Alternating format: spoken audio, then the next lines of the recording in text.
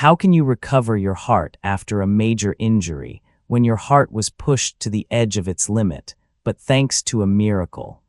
Thanks to the tireless efforts of your doctors and medical team, your heart was saved right at the edge of the cliff. Yet if your mind is still stuck in worry and fear, still asking, can I ever truly live again, live fully, one more time, then in today's video, I'm going to focus on one most important thing: how you can recover your heart, not just with medicine, but through the way you live each day. But before we get into today's content, don't forget to like, share, and subscribe to the channel. That's what gives us the motivation to keep walking this journey with you. In every heartbeat of life, if you've just survived a heart attack, don't assume the hard part is over. That was only the beginning. Saving your heart, that was your doctor's job, but keeping it strong, that's your responsibility now. And you can't do that without fully understanding what cardiac recovery actually means. One of the most common and dangerous misconceptions heart patients have is this: once I've made it through the ER, had my stent placed, had surgery, or stabilized my blood pressure, I'm good. I can go back to normal. Or worse, some people stop trying altogether and leave it to their body to figure things out. But let me be clear, that's not recovery. That's waiting for another crisis. A damaged heart doesn't heal on its own with time. It needs a deliberate, guided, and committed recovery plan, and it starts with you. Cardiac recovery, or more accurately, cardiac rehabilitation, is not just rest and prescriptions. It's a comprehensive, science-backed program designed to help you return to daily life safely, actively, and confidently. It includes supervised physical exercise, nutritional changes, stress management, heart education, and emotional support. When these components work together, they don't just reduce. Studies published by Mayo Clinic and Harvard Health show that cardiac rehab can lower cardiovascular death risk by up to 30% and significantly reduce hospital readmissions. Those aren't just numbers. They're the outcomes of action. But there's one catch: you must understand this is not optional. It's a vital part of your treatment. So why do so many people skip it? In most cases, it's not laziness, it's lack of information. Most patients don't realize that after a heart attack, your cardiovascular system is vulnerable. Even basic activities, climbing stairs, sudden emotional stress, can pose risks if your body isn't ready. Cardiac rehab teaches you how to move again, how to read your body's. Physical recovery after heart disease doesn't mean pushing yourself to the limit. It means taking small, consistent steps that stop your heart from weakening further. And more importantly, it means regaining trust in your body. In the first week after discharge, your body needs time to adjust. You don't need to run marathons or hit the gym. You just need to get up, walk a few steps around the house, and breathe deeply. That's how your comeback begins. You don't need to move fast. You just need. By weeks 2 to 4, light, guided activity is key. That might mean walking 10 to 15 minutes a day, lifting your arms, rotating your shoulders, slow, safe, and steady. Increase the duration, not the intensity. And never ignore signs like sudden fatigue, dizziness, or chest discomfort.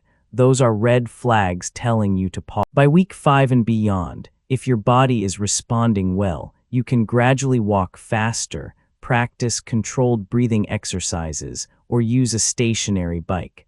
But always do so with the guidance of your doctor or a cardiac rehab specialist. The goal isn't to go back to who you were before. It's to become a more stable, safer version of yourself. You don't exercise to compete. You exercise to live longer, more securely, and without relapse.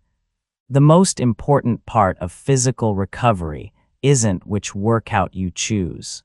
It's whether or not you're willing. After a heart attack, a heart surgery, or any cardiac event, how you eat is no longer about taste. It becomes part of your treatment. food isn't just fuel anymore, it's medicine. It silently narrows your arteries, raises your blood pressure, and pulls your newly recovering heart back toward danger. Here's the problem. Too many people go back to old habits once they're home. Fried foods, too much salt, red meat, skipping breakfast, eating heavy. Post-heart attack nutrition doesn't mean extreme dieting or starving yourself. It means mindful, purposeful eating. Yes, you can still enjoy your meals, but your plate now has a mission. To ease the heart's burden, stabilize blood pressure, control cholesterol, and keep. So what are the non-negotiables? First, cut the salt. A high-sodium diet leads to water retention. That means your heart has to pump harder to push blood through, which leads to higher blood pressure and greater cardiac stress. Many people think they don't eat salty food because they don't add salt at the table. But hidden sodium is everywhere: canned goods, sauces, processed snacks, seasoning mixes. The American Heart Association recommends less than 1,500 mg of sodium per day. Next, avoid the bad fats, saturated fats and trans fats. These raise LDL, the bad cholesterol, clogging your coronary arteries and setting the stage for another heart attack. They hide in fatty meats, organ meats, poultry skin, margarine, pastries, fried foods, even potato chips. Cutting these out is one of the fastest ways to reduce cardiovascular. Refined sugars are another silent threat. They spike your blood sugar, trigger insulin surges, and raise inflammation, all of which increase your risk of arterial plaque and cardiac dysfunction. Avoid sodas, candy, baked sweets, bubble tea, and even packaged fruit juices. They're not heart-friendly. So what should you focus on? Leafy greens like spinach, kale, and Swiss chard are loaded with natural nitrates that relax blood vessels and improve circulation. They also deliver antioxidants like lutein and beta-carotene that help. Berries, blueberries, raspberries, strawberries might be small, but they pack a punch. They help lower blood pressure and reduce bad cholesterol. Fatty fish like salmon, sardines, and mackerel are gold. Their omega-3s reduce triglycerides and help regulate dangerous heart rhythms. Just 2 servings a week can make a lasting impact. Whole grains like oats, brown rice, and quinoa provide soluble fiber, which slows sugar absorption, lowers cholesterol, and improves digestion. Unsalted nuts and legumes, almonds, walnuts, lentils, offer plant-based proteins and heart-healthy fats, making them a smart alternative to red meat. Healthy oils like extra virgin olive oil aren't just a replacement for bad fats, they actively reduce inflammation. But even with good fats, portion control matters.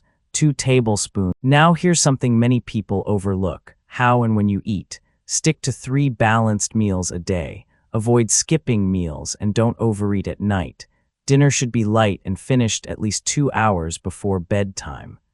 And eat slowly. Water is vital too. It keeps your blood thinner and easier to pump. Not only does it help digestion, but it eases the heart's load when sending blood to your gut.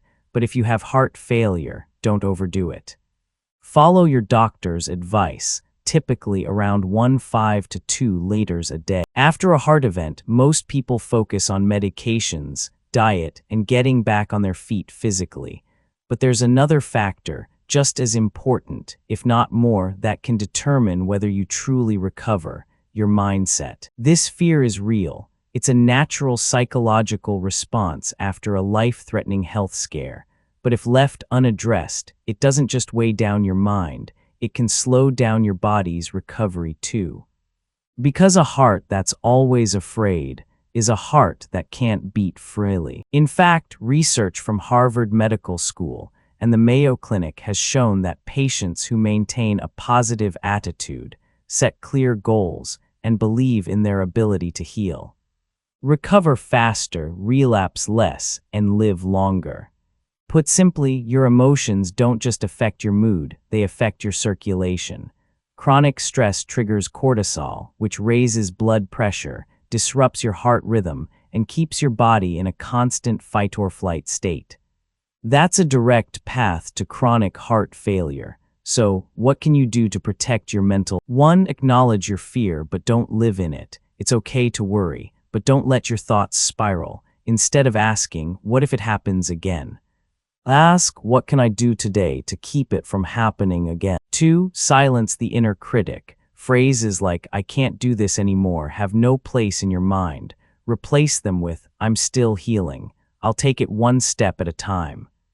When your heart feels weak, remind yourself, your spirit is still strong. 3. Surround yourself with uplifting people.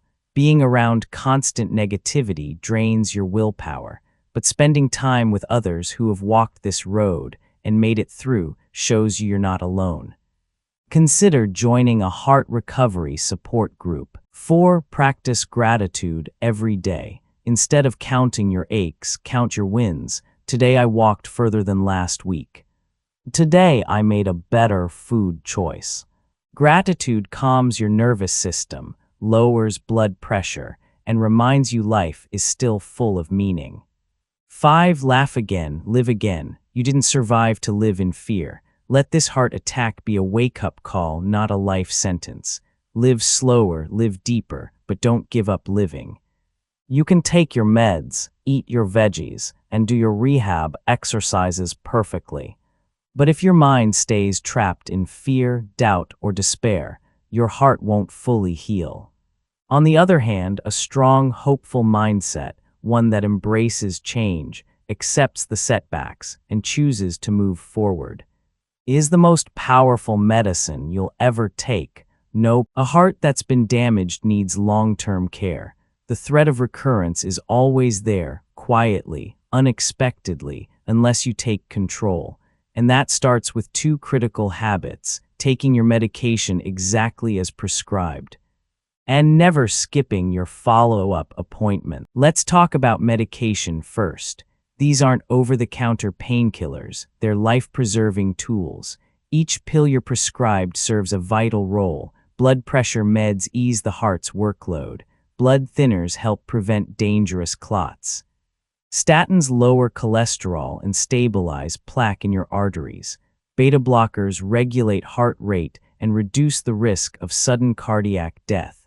If you stop taking your medication because you feel fine, or because you don't like the side effects, or worse, because you think you're cured, you're playing roulette with your life. If you feel strange side effects, dizziness, fatigue, or a persistent cough, don't stop the meds. Call your doctor. Never adjust doses on your own. Never substitute medications with unproven herbs. Now let's talk about follow-up visits, something too many people skip. Follow-up appointments aren't just check-ins. They are a chance to monitor blood pressure, cholesterol, and glucose.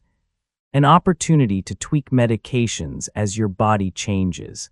A moment to catch silent complications before they grow serious. A place to get advice on lifestyle, exercise, and emotional well-being. Every follow-up is your way of saying, I take my recovery seriously. Miss an appointment, you might be missing a chance to prevent another heart attack. Remember, every pill is a shield. Every appointment is a checkpoint. You've already survived one heart attack. Don't let overconfidence erase all that you've overcome. No one wants to be on meds forever. But if those pills help you live longer, live stronger, and live well, then they're not a burden. And if you're truly committed to your recovery, then strict medication habits and regular follow-up. 31. Whoever you are, know this. Your heart is still beating, and that means you still have a chance to start over, to live differently, not fearfully, but purposefully. Not racing ahead like before, but slowing down to truly live. Not pretending to be okay, but finding real peace from the inside out. We hope this video wasn't just information, but an invitation, a reminder that you are not alone, you are not weak, and you deserve this new chapter, stronger, calmer, and filled with meaning. If this message touched something in you, please like the video, share it with loved ones, especially anyone recovering from heart disease, and subscribe to Age Stronger so we can continue walking this road with you. Thank you for spending this time with us. Take care of your heart because it still has so much worth living for,